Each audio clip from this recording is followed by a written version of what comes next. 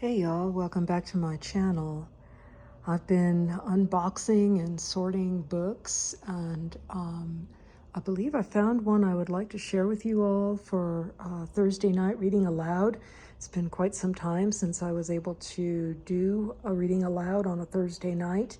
I no longer have a wood stove to place y'all in front of, but I'll figure out something.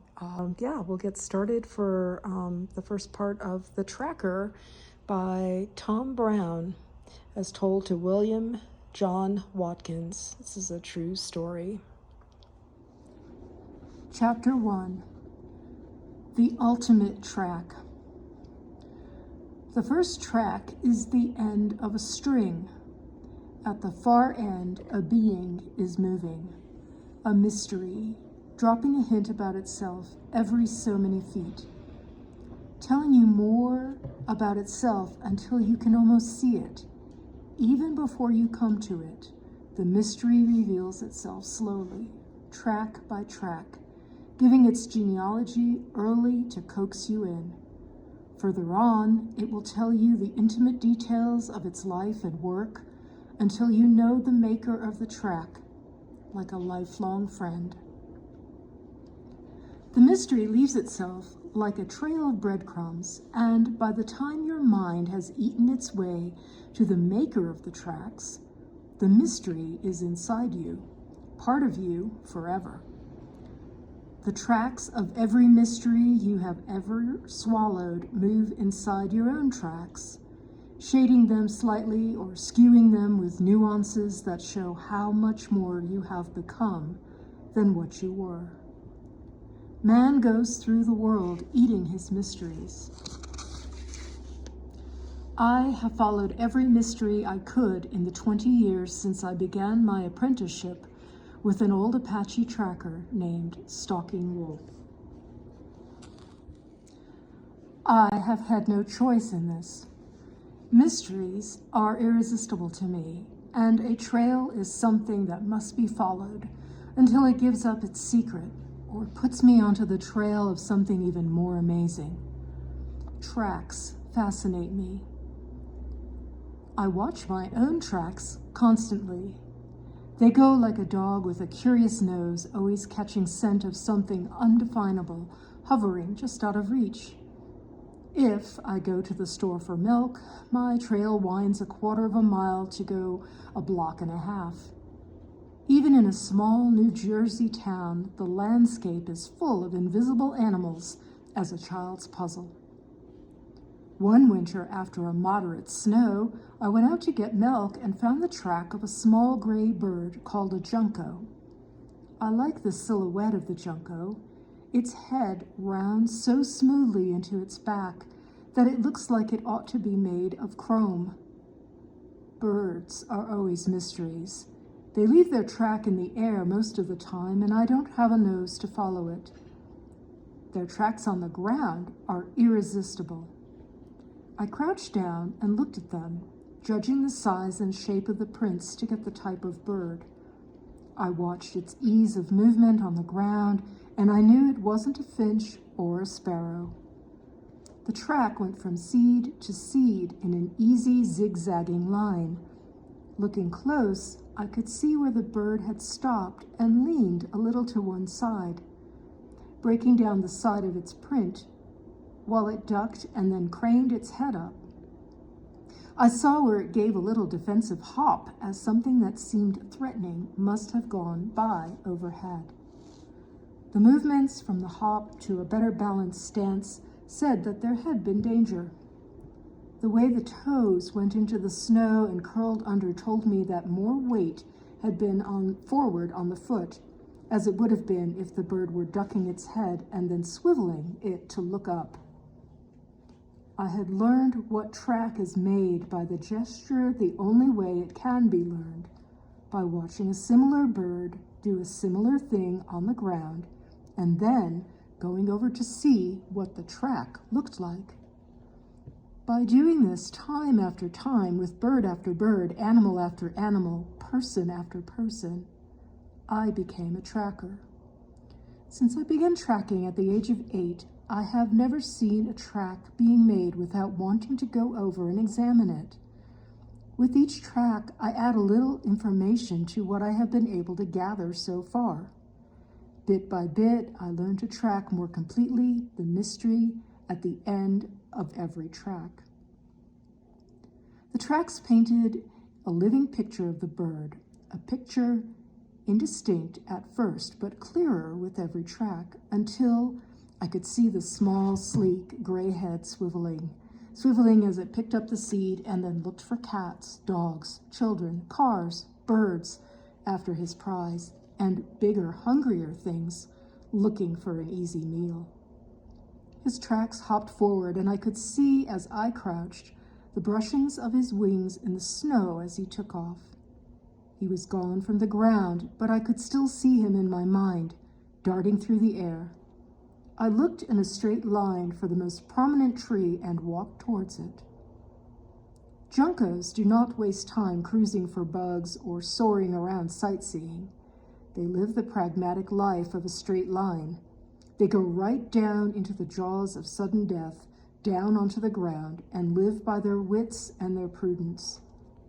Birds are a delicacy on almost every predator's menu, and when a junco lands, he hops around watching and watching, pecking, and dropping half of what he pecks at because his head comes back up so fast to see what's after him next.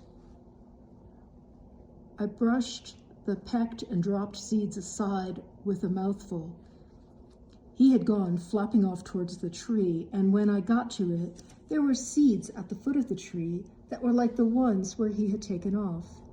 There was a fresh dust of snow around the seeds, and beneath some of them, where he had knocked snow down off the branch as he landed.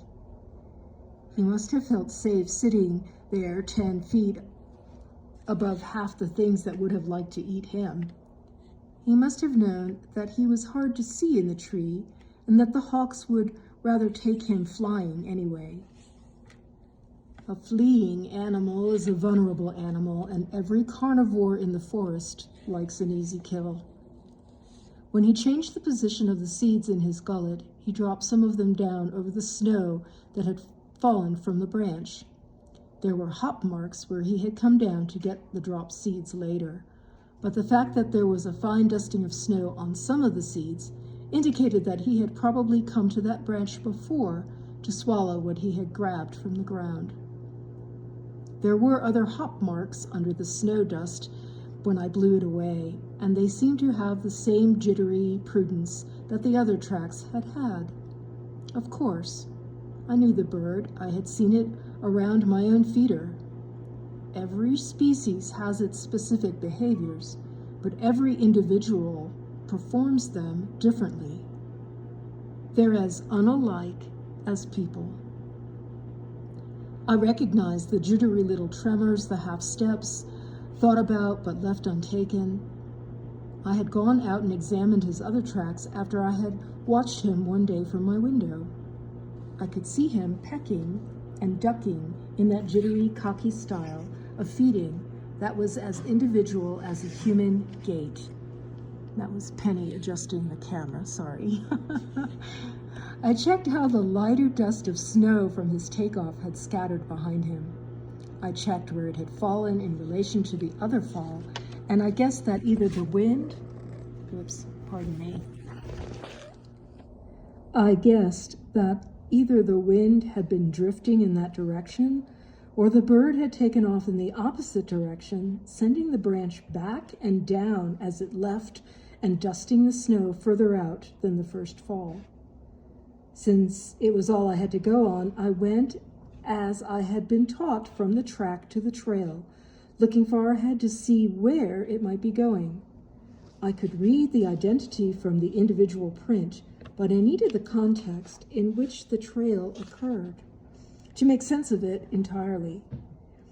The bird was feeding, the branch fall indicated he had flown in the direction of my house, and when I walked back there, I found the same jittery junco near my own feeder. I sat down to watch him, pecking, watching, pecking, watching, pecking, watching, pecking, watching, until someone finally came out of the house and asked me where the milk was. Huh. I was fascinated with nature even before Stalking Wolf taught me to track. But my nature watching was limited by the necessity of sitting and waiting for a long time in a place where we hoped something might happen. Stalking Wolf gave me the tools to track the mystery to its source. He taught me how to teach myself. I have been using the tools he gave me ever since. Stalking Wolf was an Apache tracker. He had come to New Jersey to be near his son, who was stationed there. His grandson, Rick, was my best friend, and Stalking Wolf taught both of us how we could teach ourselves to track, to stalk, to live in the woods, and to survive there.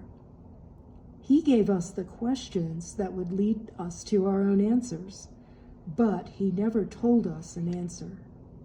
He taught me to see and to hear, to walk and to remain silent. He taught me how to be patient and resourceful, how to know and how to understand. He taught me to see invisible things from the trail that all action leaves around itself. He taught me how to teach myself the mystery of the track. Since Stalking Wolf began teaching me, I have worked every day of my life at learning more and more about nature and about tracking. What I have learned was not easily learned, but anyone willing to take the time could do it. Most of the fundamental principles of how to track are in this book, and anyone can learn them. Anyone willing to spend 20 years working diligently at it can learn the minute nuances of it as well. Stalking Wolf thought I had a gift for tracking. Anyone with a greater gift could probably learn the nuances in less time. After 20 years, I am still finding things in tracks that I have never seen before, and I do not believe I am in any danger of running out of discoveries.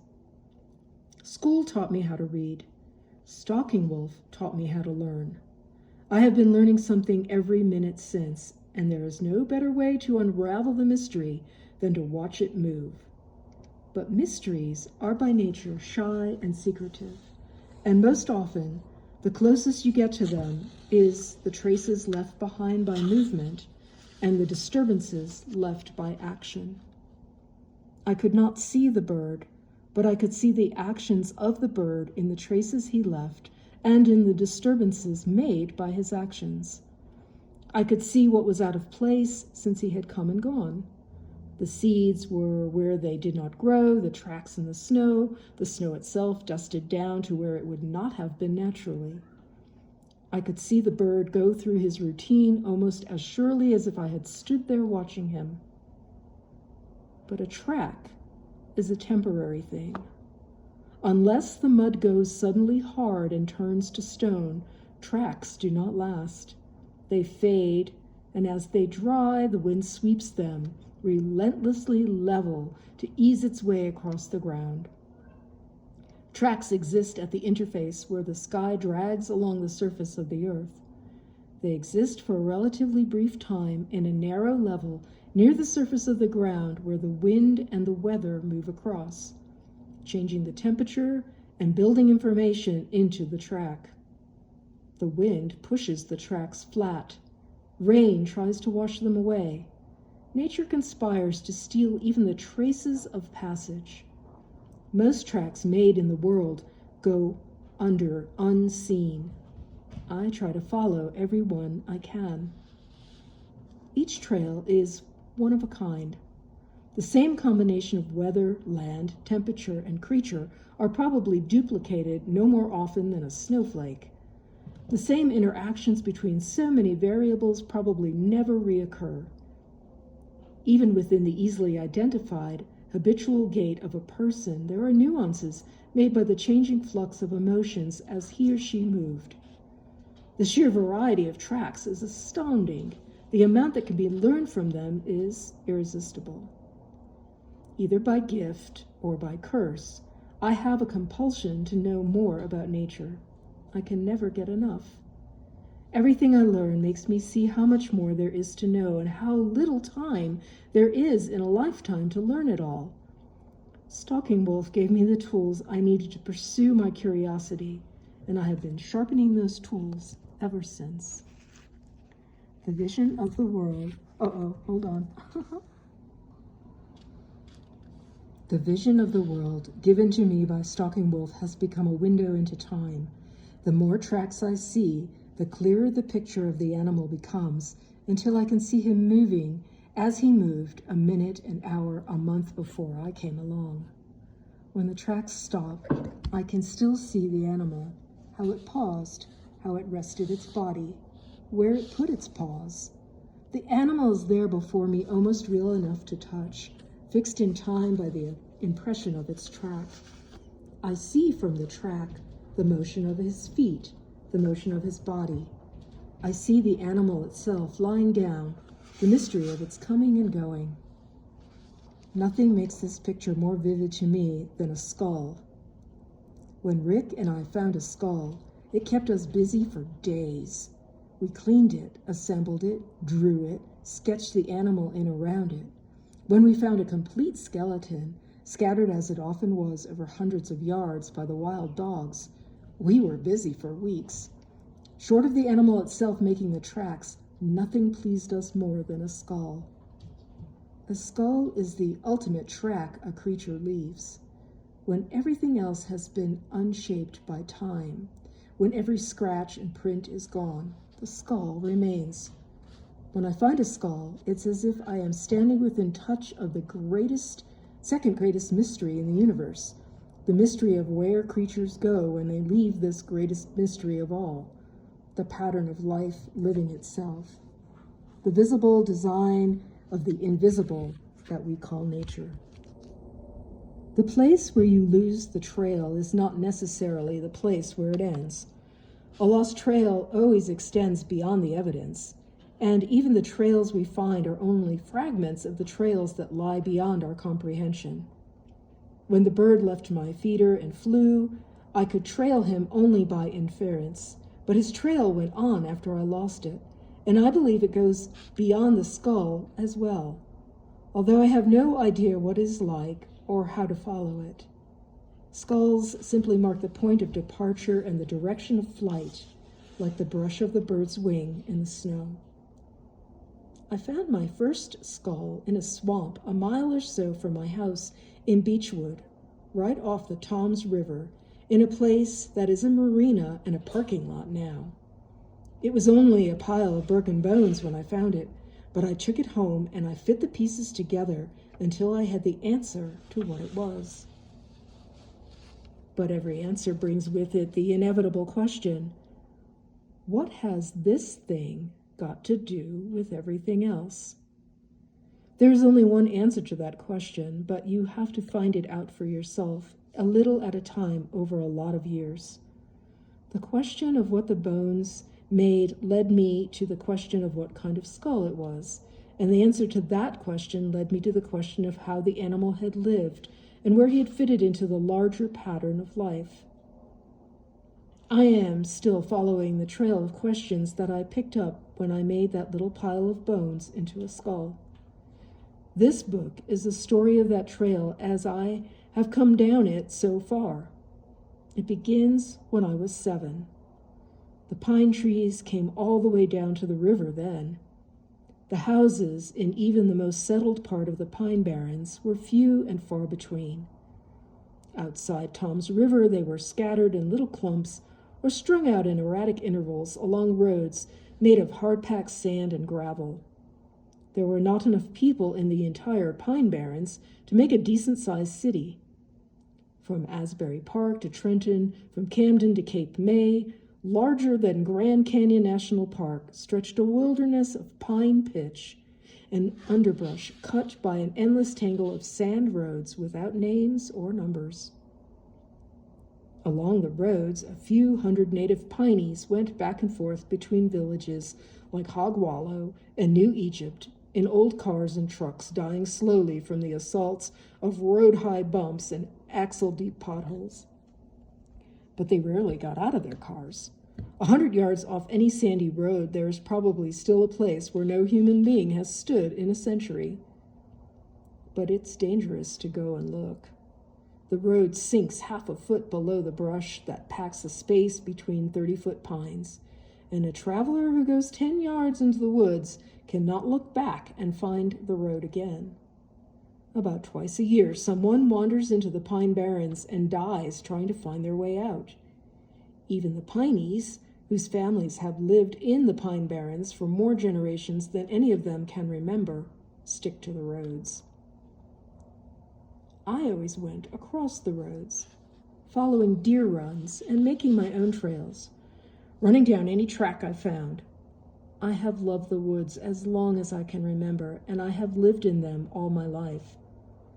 We lived in the fringes of the forest, just off the river, but my back door opened into the wilderness. To me, it was only my backyard. If my parents asked me where I was going, I always told them, "Just camping in the backyard." I meant it, and it was true. But to me, that backyard fanned out for hundreds and hundreds of square miles. I had to wander to the Grand Tetons and go to California before I found the back fence. I rarely told my parents what went on in the woods, and much of this book will probably come as a surprise to them. But I knew how much they worried about me, and I was afraid that any adventure I told them about might have frightened them into keeping me closer to home. Some of the things that happened to me would certainly have cost me my freedom if I had mentioned them, so I said nothing. The woods were my life, and still are. I could not risk losing them. There were trails to follow there and mysteries to be tracked down. Some callings cannot be ignored. At first, I had only my curiosity and my golden book of nature to guide me. But all that changed one day when I was walking along the river a short way down from my house. I was walking along the bank looking for fossils when I ran into a small but muscular, dark-haired boy doing the same thing. As far as I knew, I was the only one in New Jersey who had even the least interest in fossils or knew enough to go along the river bank to be looking for them. I asked him what he was doing, and he said, "Looking for fossils." My heart started pounding. Finally, I have someone to talk to, somebody who could understand what I was saying and actually care about it. We sat down on a log at the edge of the river around 8 o'clock in the morning and began to talk about nature. By noon, we were colleagues, and by 3, we were friends, and eventually, we were to become brothers.